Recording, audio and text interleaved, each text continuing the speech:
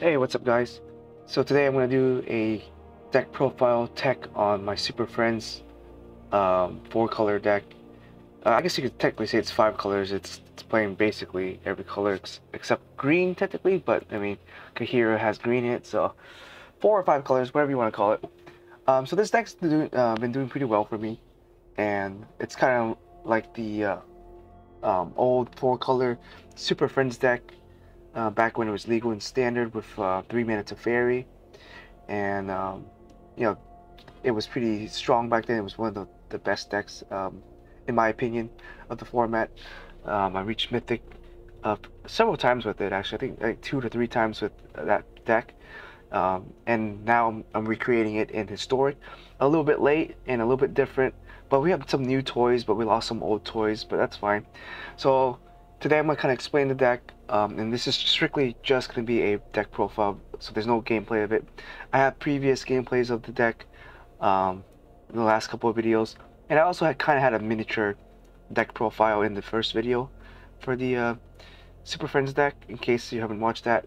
But I just want to make a standalone video, so to kind of explain the deck and to kind of showcase some of the cards I chose to play. And I think I've refined it pretty well. I made some changes since yesterday's gameplay, or today's gameplay, I guess. But anyways, so let me go ahead and go over the card selection, explain the card choices I've made, the numbers that I've made with them. There's a lot to go through with this deck. This deck is, I would say, pretty complicated to build and pilot, kind of, because there's several things you're trying to do in balance, and to kind of reach the end game is kind of tricky to get there, but it is very possible. It's very match dependent. If you're playing against aggro, you have to do certain things. You're playing against control, you have to do certain things, because our deck doesn't really have much interaction. We don't really interact with our opponent as much. We are a deck that essentially just pumps out threats for the most part. We don't really have any, like, we're a control deck without interaction, essentially. And what I mean by interaction is we're not really playing too many counter spells. We're not really playing any instant speed spells. We're not holding up mana. We're usually tapping out. We're usually putting threats out on the board in the form of planeswalkers.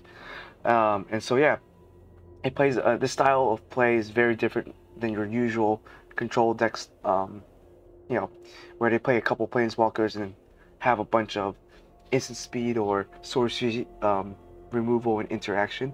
We're kind of the opposite of that. So let's go ahead and go over the deck. And yeah, so here we're going to play Kahira because he's free. We're not playing any creatures in the deck at all.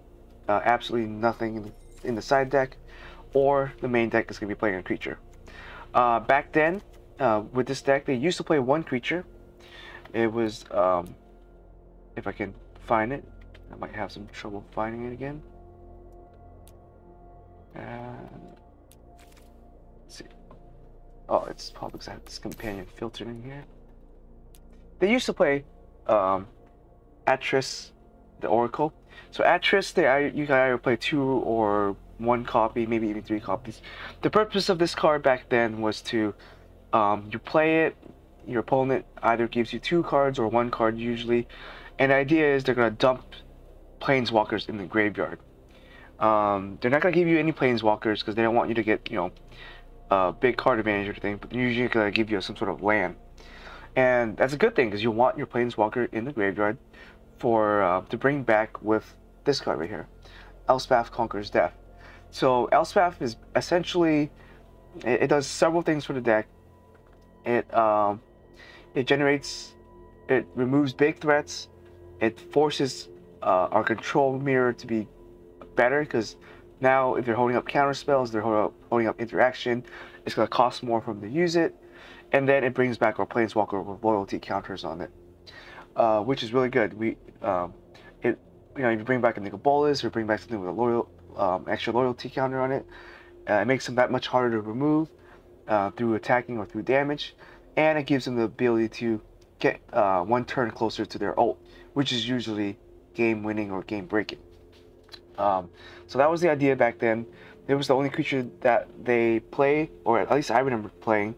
But nowadays, I believe this card is a little too slow, and I'd rather have a extra free card in my hand rather than playing this and maybe drawing only 1 or 2 cards. We have other forms of discard outlets and other forms of dumping stuff to our graveyard, and so I opt to not play him anymore. Also, the fact that he's legendary. That, like, once you play one, you don't really want to play a second one if it's still on the board. That, and I don't really want to board wipe myself and lose more card advantage, so I opt to not play any creatures with this particular version of the deck. So, in forms of our spells, we're going to be playing 4 Fatal Pushes. I believe you need to play this because there's a lot of matchups that are very low mana curve, very low ceiling, but they're very fast, and you need some sort of quick interaction, quick cheap interaction that you can start playing turn 1 or even turn 2, or if you have a Planeswalker out and you had an extra mana, you leave up a black, you can protect that Planeswalker with Fatal Push. So that's the main reason I play 4 of this. We really don't trigger Revolt at all. Revolt never triggers in this deck unless they kill a Planeswalker. Then we can trigger Revolt, but that's okay. We aren't looking to really trigger Revolt. We're just looking to protect ourselves from small white creatures, and that's all we really care. Alright, did I say white? I think I've been playing too many Esper Sentinels and stuff like that. So any small creatures really, it either is a mono red creature, elves maybe, Esper Sentinels, Thalia, things that you want to get rid of that are a major hindrance to the deck, and yeah, it's always usually a good round card. Sometimes it's dead. I've only found it to be dead in one of my matchups. Then again, because I drew too many of him, but I mean, other than that, it's always been a fantastic card, especially for the way this deck is built. This is our only real form of interaction with our opponent's board in the form of an instant speed there. Or yeah, instant speed interaction. Next, we have Thoughtseize. Thoughtseize here allows us to interact with our opponent's hand just a little bit. You could play 4 copies if you want to.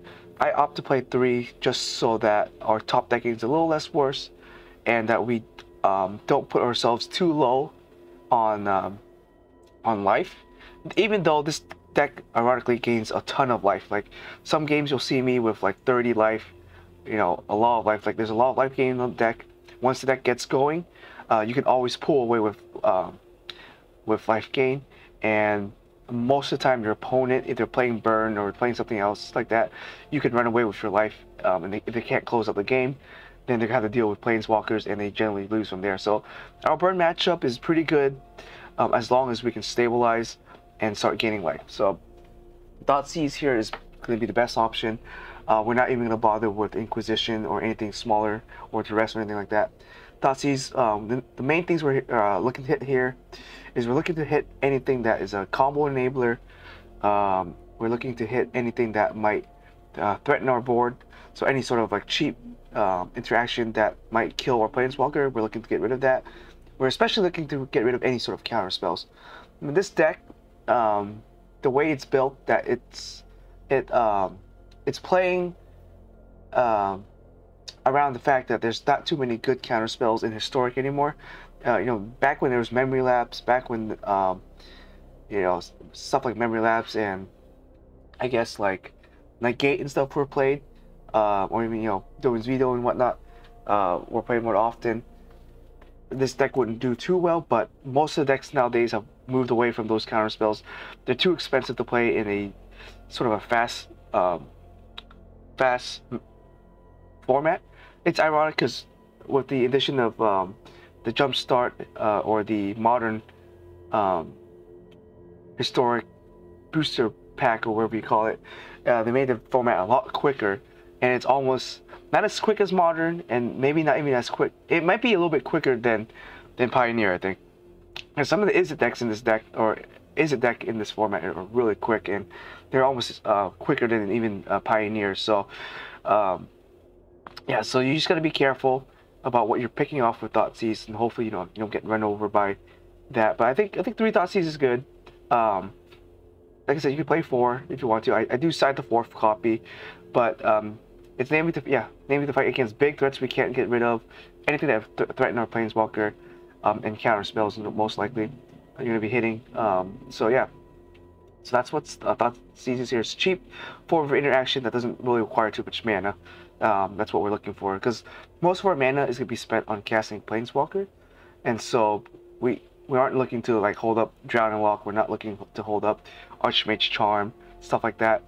On top of that, since this deck is so color intensive, our interaction should only take up maybe 1 or 2 pipes of color, and the rest of the colors should be used to cast a planeswalker. So that's the other thing I thought about. It's just like try to play some generic good stuff without trying to clog up our mana base and our resources to kind of focus on casting the planeswalker, because there are a ton of planeswalkers in the deck, and yeah, as I'll go through, you kind of see. So here I got 1 Faithful Absent. This is just a flex choice. I was playing 3 Kaya, Oath of Kaya, but it was kind of like love-hate sort of thing. I love gaining health with it, but dealing 3 damage doesn't always kill everything, and so I opted only down it to 2.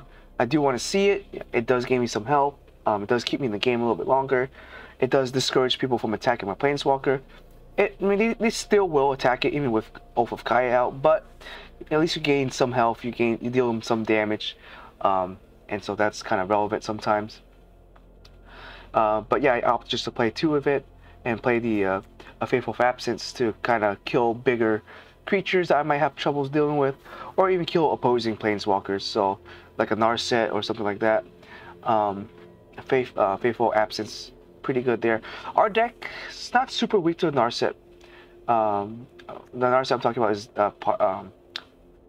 Parter of Veils, because if you're playing like blue-white control or Esper control, you're pretty weak to this deck, because all of your planeswalkers draw cards.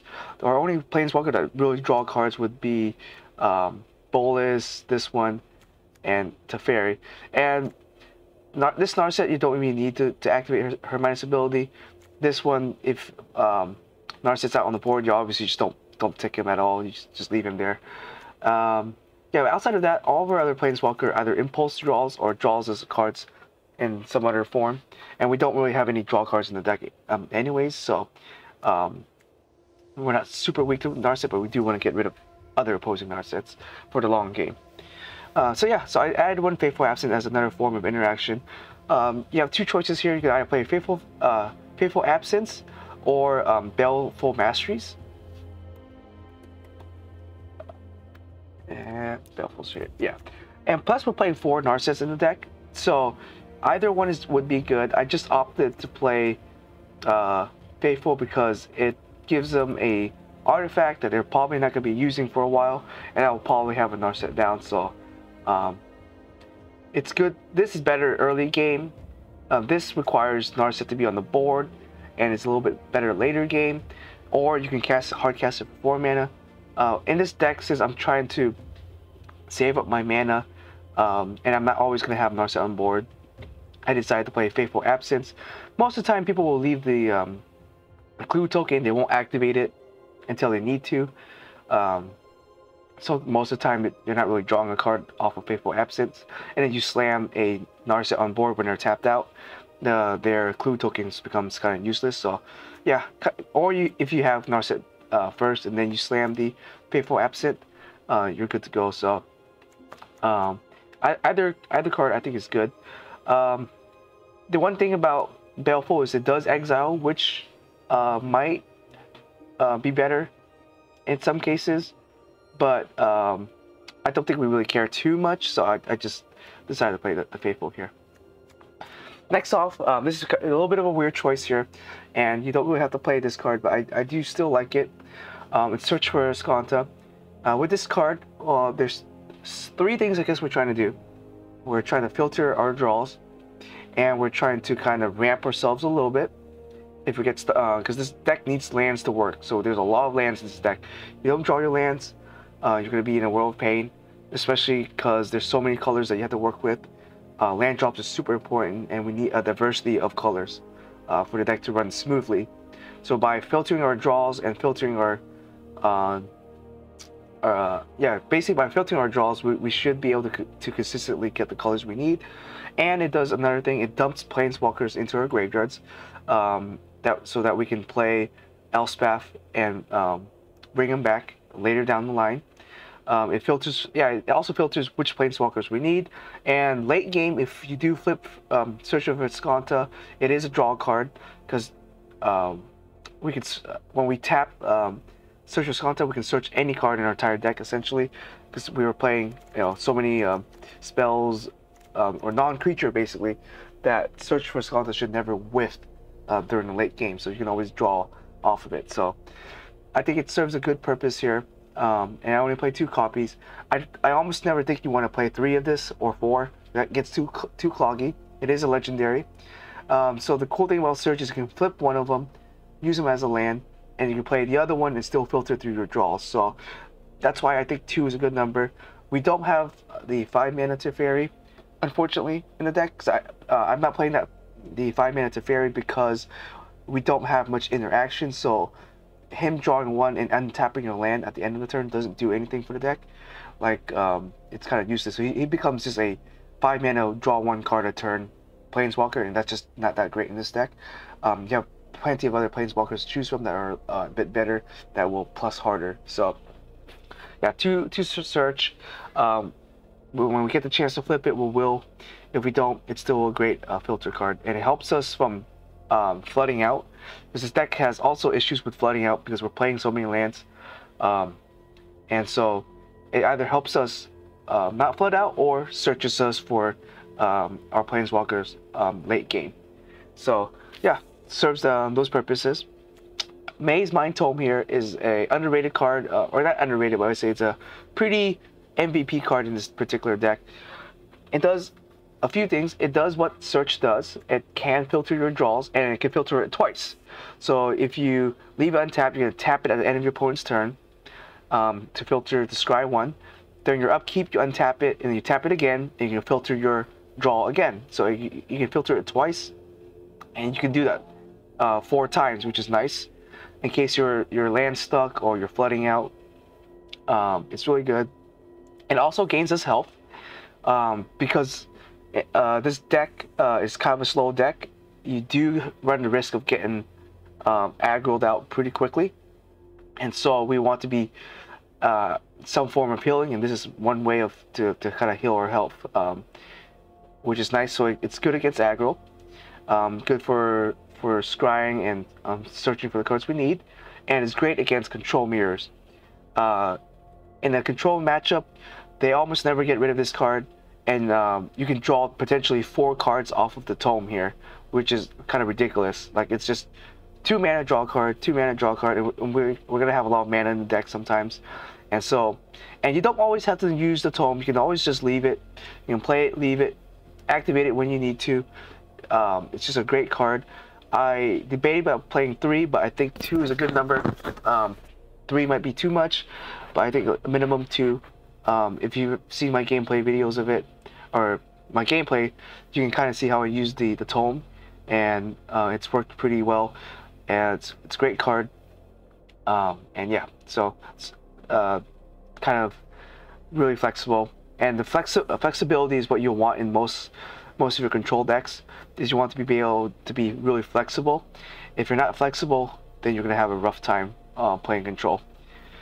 Next off is going to be our best 3-mana planeswalker now. Since we don't have 3 mana Teferi anymore, Narset is now going to be your default to go to for card draw and to hinder your opponent's draw.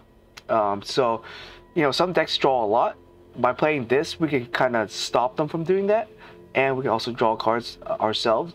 And she almost never whiffs in this deck, and she also searches us for answers that we need, or threats that we need. So answers could be Wrath of God, Day of Judgment, some sort of form of removal, or she could search us threats like or other higher cost mana planeswalker. And she also helps us from flooding out, because we would dump all the lands to kind of the bottom of the deck, and then kind of just search for for non-creature spells. So 4 of her I think is super necessary. She's our best turn 3 play, and it's okay to kill her or whatever. But I do think 4 of her is pretty necessary in the deck. Next off, we have Oath of Kaya. Not that great anymore, as I mentioned. Back when 3 mana Teferi was in the format, you would play 3 Kayas, because you can bounce back a Kaya and play it again with, or bounce it back with Teferi, play it again, so you get to sort of like quote unquote blink Kaya. But nowadays we don't have the 3 mana Teferi, and we have no way of blinking the Oath. And so this card is not as great anymore, but I still like it. I still like dealing 3, healing 3, and it also kind of helps us potentially win later in the game by just keeping us alive if our opponent's attacking our planeswalkers, or if we need to deal damage to opposing planeswalkers. I have killed other planeswalkers with Oath of Kaya, and so still a good card, but I don't think you need 3 of it because it is a little expensive. It is 3 mana to deal only 3 damage, so not that great. And so I think 2 is going to be the optimum number here, or even 1. You might even want to cut it down to 1 depending on how you want to build the deck. I think 2 is good because 1 is none, 2 is like in the middle, so good enough. Next off, Wrath of God. I think this is the best board wipe in Historic for. Yeah, I think this is just the best overall board wipe, bar like Damnation or something like that. But yeah, basically just kills everything. We aren't really playing any creatures besides Kahira, so it really doesn't really hurt us. The only issue with Wrath of God is it's double white, and sometimes it's a little awkward when you don't have double white on turn 4. But for the most part, you should be able to cast this, wipe the board, play a Planeswalker, and stuff like that. So basically, you can sometimes bait your opponent into playing into a Wrath of God. But yeah, you can play Wrath of God, you can play Cellular Wreckage, you can play Day of Judgment, whatever board wipe you have that is good. Just play it. I think you definitely need to play board wipes in this deck. I think 3 is a good number because we are playing 4 Narsets, so we have several opportunities to find Wrath of God by turn 4. On top of that, we have Maze Tome and Searcher Skanta, so I don't think more than 3 is super necessary. I think maybe 4 might be a good number too. I think 2 is too little, 4 might be too much, so I think 3's been good. And so, yeah, you definitely need some sort of way to reset the board in case things go kind of wild. And it's most likely going to happen because you're not really playing, you're a control deck that's not really interacting with the board that much up until turn 4. Like, this is like some interaction here, a little bit of interaction with this, but up until turn 4, where we start dropping planeswalkers and turn 5 and stuff like that, we're not really making any threats on the board just yet. We're just trying to control the board while building our resources and stuff in the early part of the game here. Next, we're gonna have Teferi, Master of Time. This card is great to slam on when your opponent has not much to interact with this card. If they try to attack it, more likely Teferi can keep himself because you can keep drawing and discarding. Every time you plus, he becomes harder and harder to remove. There are times where you can't ult with him, and his ult will essentially push you so far ahead you should be able to win the game unless you flood out or something. He's here so that we can discard our big planeswalker, to discard our dead cards, to draw, kind of cycle through our hands. We don't really need more than 1. I think 2 might be too much for the deck, because we don't really need our graveyard that much. So we don't really need to cycle that many cards, but we want to cycle through our lands. We want to cycle through like dead cards, like in like maybe a control matchup. If Fatal Push is useless, you want to cycle through Fatal Push, get a new card, stuff like that. So, and that's what he's here for. 4 mana, kind of expensive, but that's fine. We're an expensive deck. We just kind of have to live with playing expensive cards in this deck. So 4 mana to cycle cards every turn is still good. I think he's fine. And if they don't deal with him, you can run away with him. Next off, this is kind of like a card I just end up testing here. I was playing Sorin earlier, and I ended up not liking Sorin too much because he wasn't really doing too much. I was playing this Soren right here, and cool, you get a creature token, and maybe you can draw something. But I thought 4-mana draw 1 wasn't really that good, and he couldn't really answer anything. So if my opponent had a threat on board or something I needed to remove, unfortunately, he can't deal with that. So that's why I opt to cut him down, cut him out of the deck. His ult's not that great either. Like, his ult doesn't win you the game. Maybe sometimes it does. Maybe most of the time I don't think it does. The creature token is nice. It's something you can do to defend yourself. Something you can heal back a little bit. But it's unfortunate that the vampire doesn't have Death Touch. If it had Death Touch, I think I would definitely play Soren. If the creature had Death Touch. But it just has Flying and Lifelink, which are still pretty good keywords, but not good enough that, you know, you spend 4 mana to play and make one vampire. It's really kind of slow and doesn't feel that great. His +1 is good, but we're a very expensive deck, and so there's oftentimes a chance you may not be able to even draw any cards. If you +1 and you see that you have an Ugin or a Nicobolus on the top of the deck, like, do you want to draw and take 5? Not really. I don't think so. So I decided to cut him out and not play him at all. The only other good 4-mana Planeswalker I think you might be able to play in the deck is the Liliana, Walker of Death here. She's okay. She's kind of a worse version of Liliana the Veil, because she costs 1 more mana, but her abilities are worse, I would say. Like, her +1 ability is definitely better than the Liliana, the 3 mana Liliana, because, you know, your opponent does lose 3 life if they don't discard, which is cool. But the -3, like, is way worse. Like, for spending more mana, you're getting less value off of it. Like, the 3 mana Lily just forces your opponent to sacrifice something, which is good enough on its own. Sure, this one gets to target, but it's reliant on your graveyard, and unless you have a way to fill up your graveyard really quickly by turn 4, she can't really defend herself that well. Versus at least the 3 mana Lily can defend herself and get out a little bit earlier, which is good. Her ult here kind of sucks too. Like, you're not playing any creatures, so her ult doesn't really synergize with the deck. You might be able to ult and steal your opponent's creature, which is cool, but it's like, it's whatever. I don't think she's worth really running. So yeah, so I decided to play Chandra. Deck's freaking out a little bit over here. Let me see if I can. Okay, let me reset this real quick. Yeah, so I decided to play the 4-mana Chandra, and she's actually really good. Like, I had low expectation coming in with her just because of the way the deck, the mana base was, but I was oftentimes more than not was able to cast her for her cost, and she works to either ramp us up, or she works as removal, or she works as a card draw, or some way of dealing a little bit of damage to our opponent. So yeah, she's really flexible.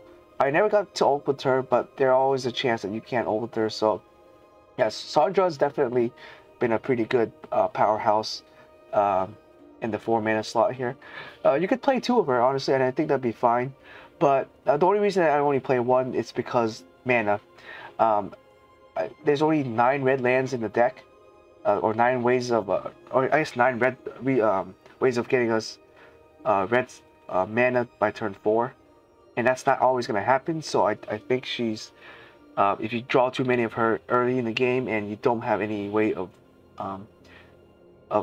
having like a planar beacon, because having a planar beacon alone you won't be able to cast her, because planar beacon gives you 2 different colors. So you need like Planar's Beacon and like a some sort of, like, you know, a Trinome or a Bloodcrep to get your second red source. So I think 1 is fine here, and so you can test that out a little bit. But just the way I built my mana base, I don't think playing 2 would be a good idea, but who knows? You know, she's definitely a good planeswalker. So you can try more of her. You like, just let me know how that goes. Next off here is the Ancient Way, Narset of the Ancient Way. So she's really good. She's kind of low-key, not really looked at, but she is good in the sense she does the one thing we want to do here. We want to draw a card, and we want to be able to kill something. So most of the time, you're going to draw a card, and you're going to pitch like a Bolas or an Ugin or something like that, and kill something. And then next turn, you can use her to ramp yourself. And most of the time, people will ignore her. They won't really try to get rid of her, but she will be able to get you a lot of like healing. She'll be able to even ult occasionally. Back in the old standard format, I was able to ult with her quite a few times, and you know, just casting stuff and dealing 2 damage. You know, you should be able to win from there. There's no reason you shouldn't be able to win. Like, her ult will come up more often than not. Like, if you bring her back with Elspeth, essentially your opponent has 1 turn before you can ult to deal with her, which is cool because you'll bring her back with 5 loyalty, then you +1, she's at 6 loyalty. Next turn you ult with her, and you can win. So yeah, basically she's kind of a way to give us additional way of getting red source, additional way of kind of ramping us up, a discard outlet, and a way to kind of deal with some threats. And if not, she's just card draw on her own. You can -2, not pitch a card, and she will technically be a card draw. So she can pay for herself. It's kind of doesn't feel good to play 4 mana and draw just 1 card. But she's flexible in that sense where she can do that if you need to. But otherwise, she's a good threat on her own. I think 2 copies is good here. I don't think you need to play more than that. Sometimes she's dead, but most of the time I found her to be pretty useful. But she's kind of hard to cast just because she's Jeskai colors, and we're more of an Esper deck than anything else. We're not Grixis, we're not Jeskai, we're Esper with Splash of Red is what you want to think this deck has. So yeah. Next off, as I mentioned, Elspeth. Elspeth, Conquerors of Death, is our main way to bring something back from the graveyard, to exile something, you know, stuff like that. This used to be a 3-copy or 4-copy card in the deck. It was also really good if you're playing Urion. You can recycle this, or if you're playing Teferi, 3 mana Teferi, you can recycle this. Nowadays we don't have Teferi, and I don't think a 60-card Superfriends deck is viable just yet. I am building one just for fun, but I think the 60-card version is better than the 80-card version of the Superfriends deck. So be on the watch out for that. I'll try to make a deck, and we'll see how we do with 80 cards. But I think Urion's not worth playing in the deck just yet, just to play Elspeth. If you can bring this back to your hand, it's really good. I opt to play only 2 copies because we are going to be playing against a lot of Lurrus decks. There's quite a few Lurrus decks on the ladder, and this card does absolutely nothing against Lurrus. Now, the first one, you know, being that they're playing Lurrus, your first ability of the saga doesn't hit anything, so you're paying 5 mana to do nothing, which is not too good. Second thing is they're mostly a creature-based deck, or if not, their spells are really cheap anyways, and so the second part of the saga doesn't really do too much either. And then the third one, that's obviously the third one is going to be good, but I think playing 3, you'll end up clogging against Lurrus decks or low mana decks, and so I don't think playing more than 2 is good. 1 is not enough. I think 2 is a good number. 3 and 4 might get a little cloggy, especially in today's meta. It's also another way to get rid of Sharknado. This deck has a very difficult time dealing with Sharknado because we don't have a consistent way of killing constant token generation off of Sharknado. You know, if they're generating token with Nashiot or like Lily, you can deal with that, but something where like they're casting a spell and they keep making sharks, in which you know, I've been playing against, I have a real hard time dealing with that, and so I think I did misplay in one of my games where I should have saved this for a shark. I ended up getting sharked and losing that game. So yeah, Elspeth here, mainly to hit some other planeswalkers, other creature-based threats, or hit like a shark enchantment or something like that. So yeah, good card overall. In place of the third Conquers, I decided to play Eldest Reborn. Kind of the same thing, but a little different. So this time it forces the opponent to sacrifice something, either a Planeswalker or a creature, which is a little bit more narrow. But most of our opponents are playing creatures anyways, so we can always use it. The second Saga, cool, they discard a card, not a big deal. Where ideally this card is a +3 because you're going to force them to sacrifice a creature or Planeswalker, make them discard a card, and bring back one of your own Planeswalker or one of their creature into the battlefield. So that's great. That's something we want to see. There is a debate to play maybe a second copy. Right now, I haven't found it necessary to play a second copy, and so I think I'm still riding the Elspeth, the Conqueror's Death saga over the Eldest Reborn. But I think playing 3 of this is too many, so I decided to just play one of this, and I think that ratio has worked out just fine. And so yeah, no complaints here on my end. Ashiot here just to generate token and kind of combo with Kahira. So I think that's the main thing is if you have Kahira on board and the Ashiot on board, you can really push the game far ahead. Ashiot's one of another way to get rid of Shark Typhoon, or to get rid of other tokens and force our opponent to exile a card from their hand. So yeah, Ashiot, good Planeswalker, not good enough to be played more than maybe 2 copies of. But I decided just to play 1 because I do have ways of bringing him back in case he does go to the graveyard or does die. And so yeah, that's the thing with this deck, is that we're playing a lot of 1-ofs because we have redundancy with our sagas to bring them back, so we don't usually need to double up on them, on the Planeswalkers, unless we want to see them, or they're our main win con or something like that. We can kind of play a lot of 1-ofs, and we'll be good to go from there. I decided to cut down Bolas here down from 3 to 2, because with 3 I was seeing him often in my hands, and I didn't have the triple black to be able to hardcast him properly. So I think at 2 he's fine. He's a main kind of win con. You slap him out on the board.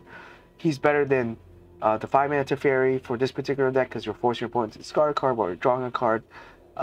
Is better than Teferi drawing a card and just untapping 2 lands, because we don't really do anything with our untapped lands. I guess our untapped lands we can kind of combo with like a Maze or a Search, but it's not. It's kind of a fringe, interaction, and so I don't think it's worth playing 5-mana Teferi. I'd rather just go with a 3-mana Nicol Bolas here. And yeah, so he's the main reason why we splash in red. He's just really that good. Not much else to say here. All the Planeswalker with the splash of red are all good for the deck, but we're still namely a blue-black deck with white, and so white as removal and stuff like that. So that's why I only play these as our red spells. So just 5 red spells and about 9 or so red sources to cast them. So I think that's good enough there. Next off, we have Lily. We used to play 2 of her. She's still good. She generates tokens. She forces sacrifice, so stuff with indestructible and stuff. So she's kind of like a mini board wipe and a mini advantage generator. Because whenever a creature dies, you draw a card. So either your zombie dies, you draw a card, or maybe your nightmare token dies, you draw a card. So she serves some purposes there. So, and I don't think you really get a chance to ult with her too much, but if you do get to ult with her, you should win the game. No reason you would lose the game after ulting with her. And so yeah, I think just 1 copy is fine. I don't think you need 2. And yeah, that's my thoughts on her. Next, I was playing the other Bolas. This Bolas, I found him to be kind of lackluster for 7 mana. Like, you exiling 2 cards in your opponent's hands, oftentimes by the time you get to cast him, your opponent doesn't really have any cards left in their hands anyways. And I found his +2 loyalty ability kind of random. Like there's a lot of random shit that you don't really want to cast with your opponent. Like they'll have like some stuff that doesn't synergize with your deck, and so it's really awkward. I think, like, you know, it's good against other control matchups, good against other planeswalkers deck. When you're playing against like an elf deck or like some sort of like mono red deck, there's a lot of the if you +2, you get like a bolt or something like that. It's not very impactful, and for 7 mana, I think he just doesn't make that much of an impact on the board. He does have 7 loyalty, which is cool, so like he's hard to kill, but he's 7 mana, he doesn't really do much, I would think. Do enough to warrant that cost. Like if it was 6 mana, I think it would be better, more playable, but at 7 mana, to maybe get a random good card off of someone's deck, I think. And his -4 doesn't always deal with everything, ironically. Like it can kill planeswalker, it can kill a creature, but I think this one, where it just destroys it, is better than dealing 7 damage. So like, I'd rather play a 3rd copy of this over this, because I was trying this out, and every time I could never really get him to work, and so I decided to just completely cut him out. Also, his ult does not even win you the game. It just clears the board, which we don't really care because we have Wrath of God and stuff like that. So his ult doesn't win you the game either. So I'm not too sure what the thought was when they made this card. Like it's cool in like EDH and stuff like that, but I think in a competitive format, I don't see any way of making him that good unless you can ramp him out really early or cheat him out. You can cheat him out for sure, like this is good, but this is playing Elspeth. You're not really cheating anything out per se. You're still waiting like 2 additional turns before you get a planeswalker on the board. But yeah, I just couldn't make him work. I really wanted to. I wanted to kind of make a Bolas tribal deck, but I just couldn't get it to work. So I decided to cut him out from the deck. In his place, this thing's kind of screwy again, so I'll fix that in a bit. In his place, I'm playing Ugin. Ugin's great. I used to play him a lot because he's technically a card draw and he's technically a removal. He does discount some of your spells. In this deck, we only are playing like 4 colorless. We're playing the 2 Tome and the other Ugin, and so I don't know if his discount's gonna matter too much. It really doesn't. You're not really playing him to discount anything. It's cool if you get a discount. If you don't, it's whatever's. But yeah, here he's gonna kind of synergize with Lily. He's gonna draw your card technically with his +1 ability, and he's another way for us to deal with Shark Typhoon, because I've been having some difficult times dealing with Shark Typhoon, and so this will get rid of Shark Typhoons that are on the board, or get rid of big creatures that we need to kill, or just make a bunch of blockers and trump blockers. So yeah, I think he's just a flexible 6 mana planeswalker, and I want to play him over playing a second Lily, just because I want to get rid of Shark Typhoons. And he's just generic 6, so you got 6 mana, you can just hard slam him down, and he can be a threat if left alone for too long. And finally, least but not last, is the 8 mana Ugin. So ideally, you want to dump him to the graveyard and get him back with Conqueror's Death. But yeah, by the time you're able to slam him on the board, you should be able to win. He's really difficult to remove just by purely attacking. You can use him to control the board, and you can use him to kind of kill your opponent's life. We do have a couple ways of dealing damage to our opponent's life with like Kaya, Chandra, and Ugin. So we are a deck that can win with life total. So that's his main purpose, is to just deal damage. And he's kind of like an emergency button if your opponent's playing a bunch of enchantments or artifacts, or well, I guess not artifacts, but like a bunch of creatures or something like that we're running behind. You can slam him down, minus him, and basically just clear the whole board, and then take control again and go from there. he can become, like I said, these two, they synergize with each other. Like you can make him 6 mana instead of 8, but that requires you to be able to play him in the first place. So I mean, I don't know, it doesn't really matter too much, but I think he's a good flexible planeswalker as a one of. Yeah, and let me fix this real quick, and let me go over the mana base real quick. In terms of mana, this deck being 4 colors is very tricky to play. I'd opt to play mostly 9 red sources here, as you can kind of see. 3 trinomes. I think the red-black Mardu trinome is the most important compared to Jeskai, because we do need white and we do need black mostly for our early parts of the game, for our board wipes and interaction. So Orzhov is what we're looking for. Red is just there to help out with casting these guys. We're okay with, we want to see it early game, slam it down, get it out of the way. Late game, we cycle it away to, in case we're flooding out. So I think 3 trinomes is a good number. You can even play 4 trinomes if you want, but I think these 2 are the best trinomes to play.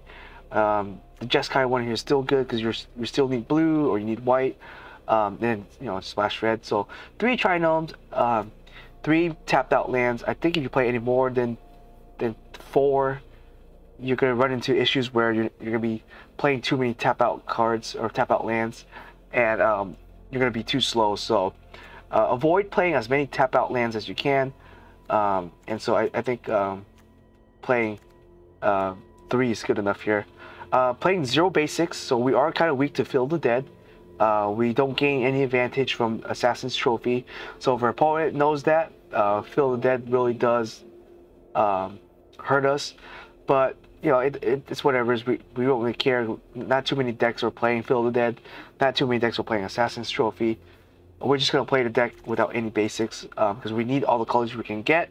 We can't risk playing any basics essentially. Same with Interplanar Beacon, because we're playing this. Yes, we can use this to make our to cast our Planeswalker and to heal, which is great. But we won't be able to cast any other spells with it. The only generic spells we have are some with any generic cost would be like Wrath of God, Kaya, and maybe Search, and a few other ones. But yeah, Interplanar Beacon is oftentimes used to cast our main Planeswalkers, but it doesn't give us all the colors that we need to cast our non-Planeswalker spells. So but you still want to play 4. If you get like 2 on the board or 3 on the board, and you're playing against Burn and you're casting as Planeswalker every turn, you shouldn't be losing. Honestly, like they just don't have enough damage to kill you at that point because you're just healing up so much with the beacon here. And that's the idea, is you can use your life as a resource really well in this deck. It's because you can let your opponent hit you in the face and not have to worry about it as much.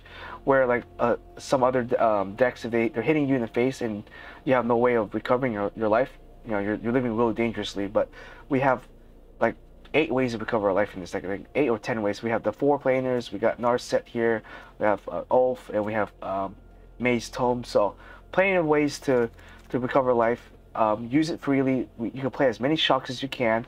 And I think that's what I essentially did here, was play as many shocks as I could that I was comfortable with. So I have 13 shock lands to play.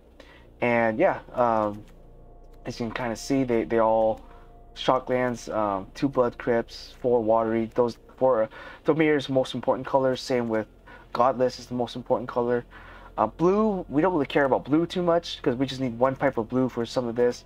The most difficult being Veil. So we still want some blue just so we're able to consistently cast Veil, or Narset, sorry, on turn 3. So we still want a bit of blue.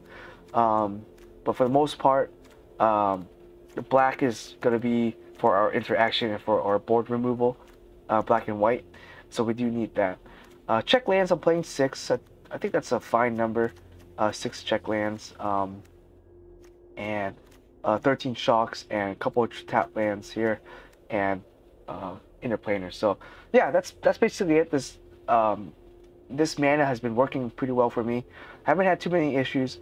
My previous iteration of the deck, I was playing a bunch of random lands in the deck just to try it out, and I kind of narrowed it down to what I needed, what I wanted to see, and I kind of narrowed it down to this. Most, if not all, of our shock lands have some sort of black in it. So you can see, Godless is black, Blood Crypt, Watery, and the reason why we want shock lands for black is so we can turn 1 Thoughtseize. This deck is really good at doing that, turn 1 Thoughtseizing, turn 1 Fatal Pushing. That's what we want to be using our early turn 1, turn 2 mana for, is to do that. Reason why we want to do that early in the game too is to kind of safely be able to play Narset. We want these cards early in the game so that we can clear the board and play a Narset and be able to down tick her twice. So that's the idea of having early fast black mana, is to be able to Thoughtseize, Fatal Push, and safely cast the Narset the turn after that. As for a sideboard, I've played a 4th copy of Thoughtseize in the deck, and this is mainly to play against other control decks. Control mirrors are difficult, so you definitely want to be prepared for them.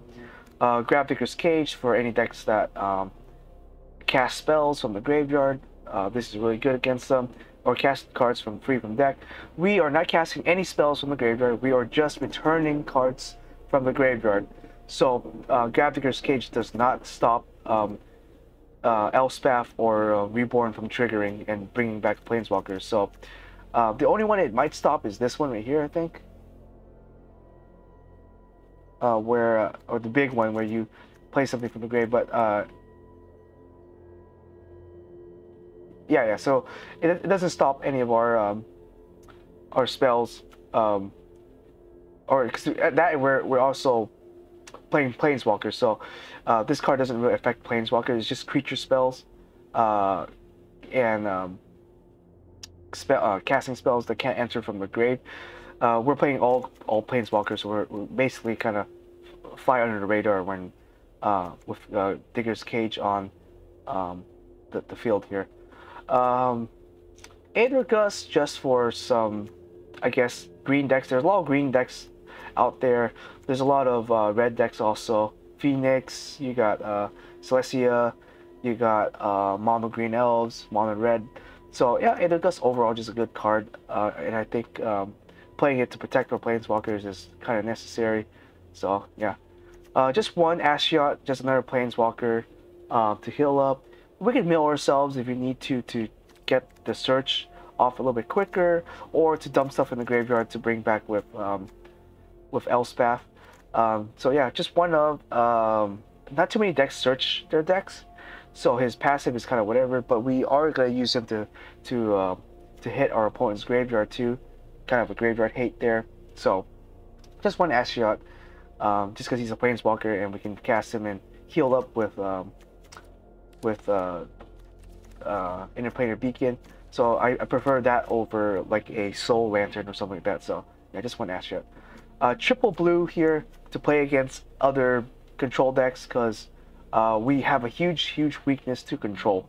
So we want to be able to cast our Planeswalker safely. Either we're going to have a Thoughtseize in the hand to kind of prep for that, or to have Mystical Dispute to kind of fight against other blue control decks. So yeah, triple Dispute for that. Witch's Vengeance, this is to play against tribal decks. It's a good early way to remove creatures. You can hit elves, you can hit indestructible stuff, you can hit spirits, stuff like that. That's what you want Witch's Vengeance for. Is for those those matches where Wrath of God might be a little too slow. This is a lot more narrow of an answer, but it still works. I still think this is better than playing Cry of the Canarium. There's a lot of lore in the format. So lore being those creatures that buff other creatures, and so if they buff other creatures, then most likely they're going to be out of the range of Cry of the Canarium.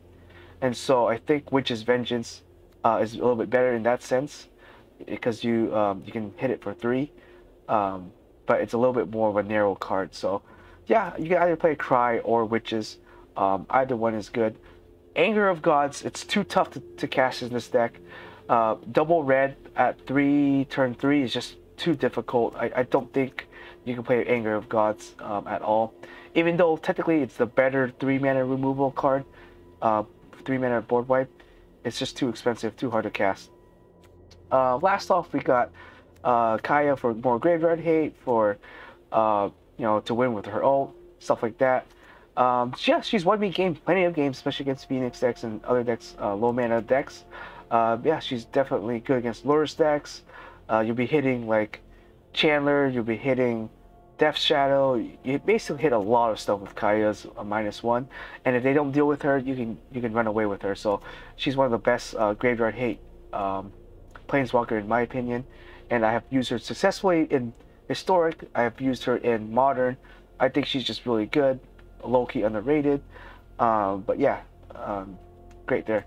And finally, a Thought Distortion, also to play against control matchups, or even this used to be played for mirror matches, but no one's playing this deck, so I don't suspect I'll be seeing any mirror matches. But there's still a lot of control decks. There's still a lot of Orzhov decks, Orzhov or Azorius, sorry. A lot of Azorius decks, a lot of Esper decks, a lot of mono blue decks, a lot of Demir control. So this is to hit all the counter spells in their hand to kind of get rid of all their resources so that we can safely cast our Planeswalker the turn after. If they're playing a combo deck with no creatures, this also annihilates them. It's a 1-up because we have 4 Nar sets. We should be able to find this and cast it later. And it's either we see it and automatically win with it if we have it. If we don't see it, then we don't need to draw it later in the game, because this card is a terrible late game card. Obviously, you know, if your opponent has 1 card in the hand, you really don't want to be spending 6 mana to get rid of 1 card. You know, when Thoughtseize does it for 1 mana essentially. But you can also hit Phoenix decks and stuff like that, because you can also exile their graveyard, which is good.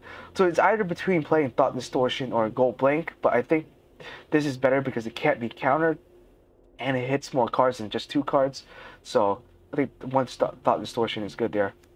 Okay, well essentially that's the deck. I'll be playing more games with this deck in the upcoming future. Right now I think I'm sitting at Plat 1. Yeah, Plat 1, pretty good. 16 days. I can definitely climb the Diamond. I have a lot more time. I'm gonna be home this week. I've been gone away for almost a month, and I've been playing on my MacBook. And this is a kind of piece of junk to play on and record. So yeah, I'll be getting some more higher quality gameplay. I'll have a better mic and everything when I'm back home, and I'll play more Modern. I'll do a bit more Modern updates. So look forward to that. And yeah, hopefully you guys enjoy, and we'll see you guys next time.